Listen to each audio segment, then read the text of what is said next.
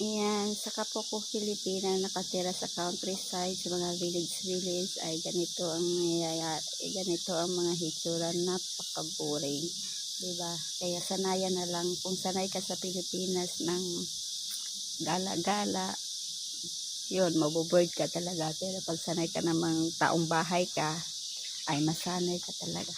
Kita nyo, walang katao-tao. Nakita nyo yan? O diba, parang nasa kagubatan ako. Walang katao-tao dito. My God. May isang tao yan, pamangkin ng asawa ko. Kaso hindi man nalabas.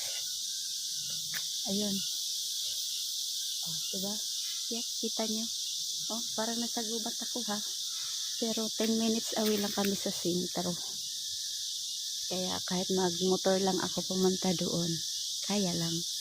Pero dito sa lugar namin, ayan, maraming bahay dyan, nasa likod, nasa